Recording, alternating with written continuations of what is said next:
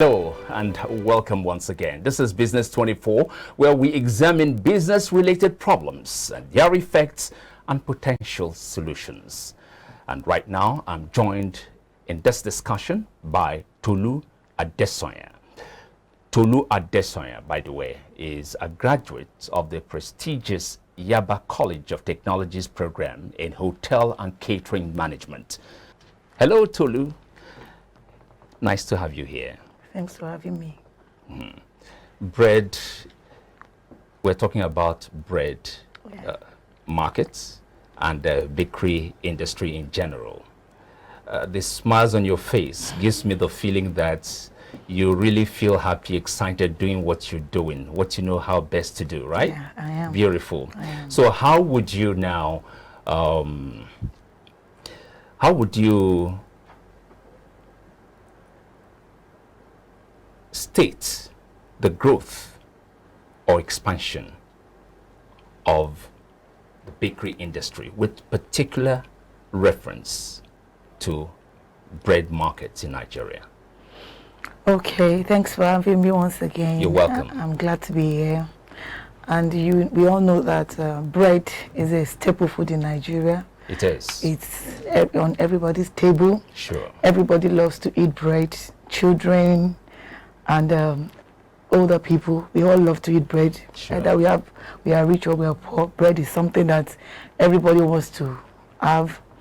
Yeah, the growth of the bread making industry in Nigeria is really fast. Is growing exponentially. It's something that everybody wants to go into because we all know that apart from the profit, it's an industry that is growing and a place for people. If you want to be an entrepreneur, want to be self-employed, it's a place that you think with little knowledge you can go into bread making, and one way or the other, with little training, you can really do very well for yourself if you put your mind to doing it and you have a target, you have a vision, you have a goal to do it. So bread making, it's a very large industry in Nigeria. No it's doubt. very big, and it's something that people can come in and will thrive. And it is growing at a very fast, using your word, exponential. Yes, it is actually. Now let's talk about the government policies, which of course guide the importation of the raw ingredients with which this bread is made. And these government policies have, in most cases, been seen as one of the biggest obstacles, facing the industry. Yes, I agree. You've been in this business for long, and you're still very much there. And from all indications, it doesn't look like you're going to quit anytime soon. No.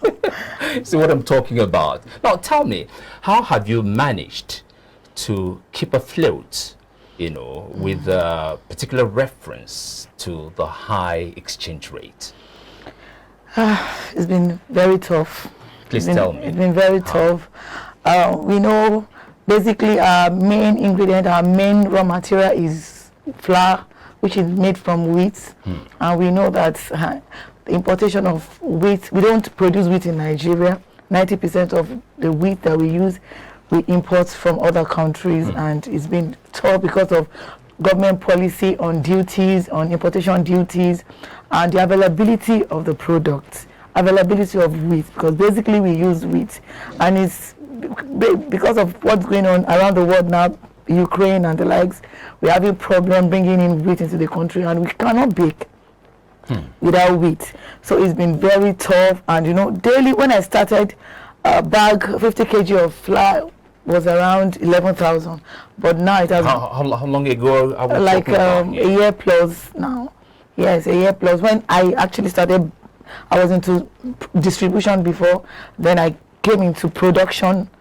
Then it was 50 kg of flour was around 11,000, but now it's over 30,000. So the increase has been, it's not been favorable in any way.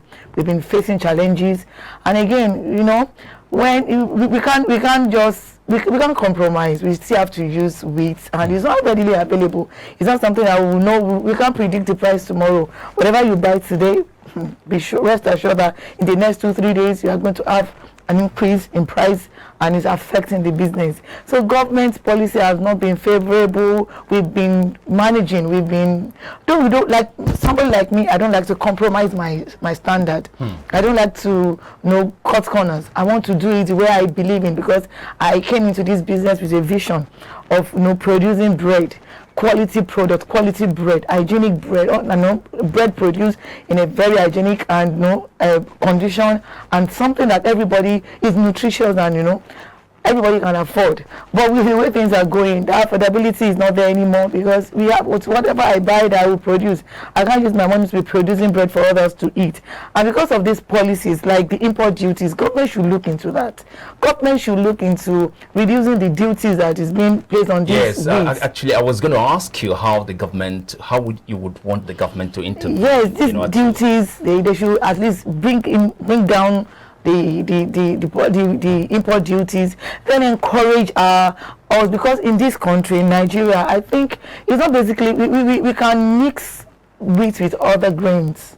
Yes, it's not, we can't, bread making should not necessarily be 100% wheat. There are other grains that we can use to mix with the wheat, and these grains are available in our environment and climate here. We grow them like millets. There was a time President Jonathan was talking about cassava with wheat, and because of the unavailability of cassava, that didn't fly, didn't go well, because we don't have enough cassava. We are not even growing it. Most of the cassava we use, we are being shared. I mean, other companies, other industries too are using it, so we don't really have enough to mix the flour so that we can use. So right now we have millet. Millet is a very good grain that we can mix. Though we can't bake bread without wheat, because it's the wheat that gives you that gluten that makes it draw.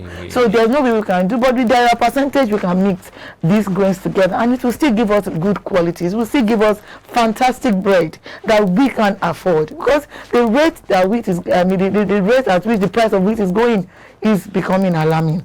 Which one would you go for? Is it to reduce the costs of importation of the wheat, or give more or greater attention to the local production of wheat? Personally, I would suggest the government go put more attention into local production. That there will be enough for us.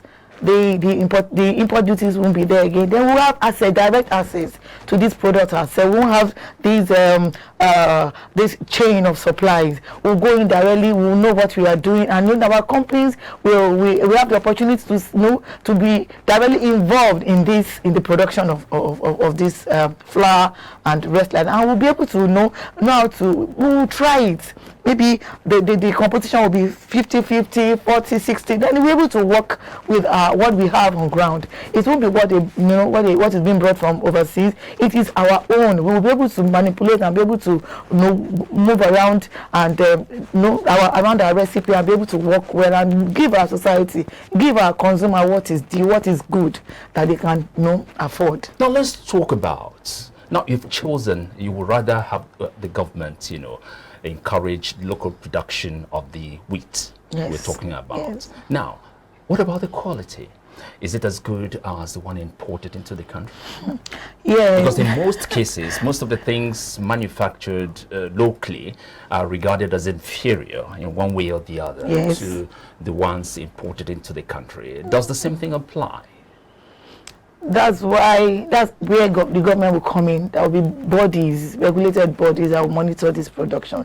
It won't just be anybody producing. It will be regulated. We will know that these are the people, this is majorly government work. We have to set up bodies. We have to set up, NAFDAC can't do it alone. There are other bodies that are supposed to work with NAFDAC to make it a success. Looking at it, if we start mixing cassava and millet, there must be a way we regulate this thing. It can't just be open in the market that anybody will do anything they like.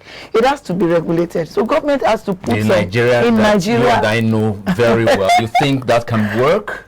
Well, we are hoping it will work, because we have to do something about this. This is becoming a big issue, a very big issue, because a lot of people can't do without eating bread. Bread is everywhere. And if we remove bread from our food in Nigeria, we know what we are left with. So we need to do something about this bread industry, so that it will be affordable. It will be, it's what we eat every day. It's a grab and go food. Even if you don't have plenty money, you can grab the bread and eat and be okay. So we need to do something. So these are the things we need to do deliberately. It's not something that we just think and wish. We have to do it deliberately, so that we'll thrive. Now, Madam Tolu, I want you to tell me something now.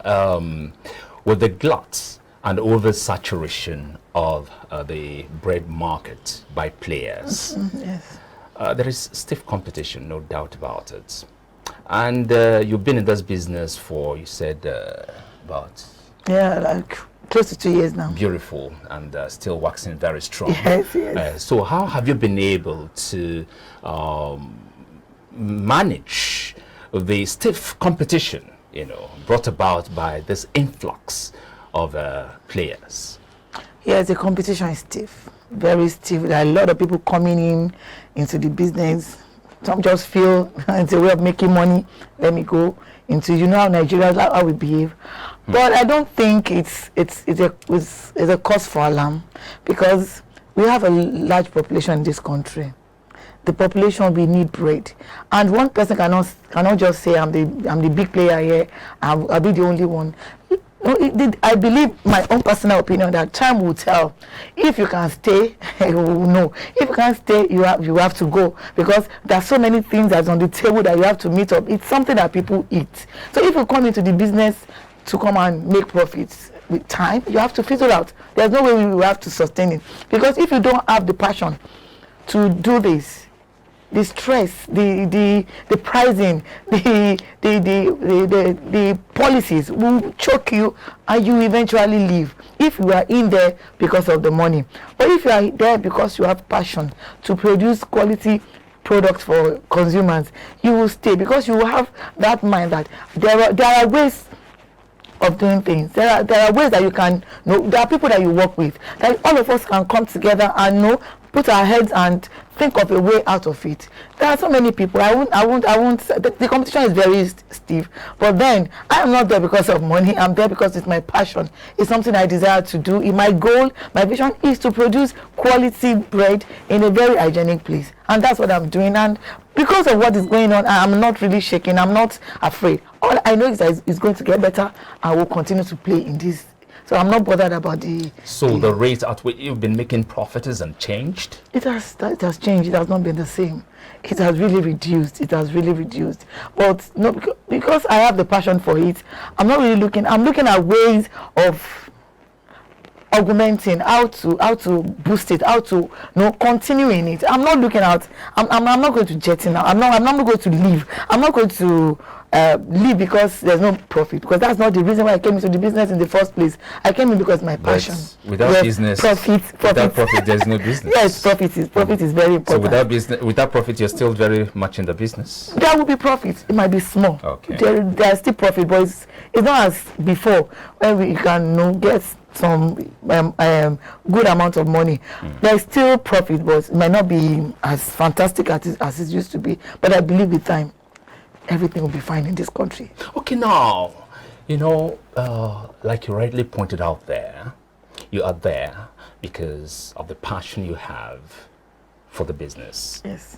And not, in quote, because I don't believe you, not because of the profits. Yes. Now, those who go into it because of the profits and the cost of ingredients used for making the bread keeps rising. Yes. Don't you think that just the same way they're rushing, they might eventually rush out? Definitely. They will eventually rush out. How soon do you see this happening? Well, and then Nigerians who have this tenacity, when it comes to whatever they are doing, then there is little money coming out of it. Well, with my interaction with customers, with the people that are eating it, some don't mind what they eat. They just eat anything. They just want something cheap. They don't mind. I've heard people say anything, just give me. If it looks like bread, it's bread. But no, you know, you have to create a niche for yourself. Know your customers. My bread is not for everybody.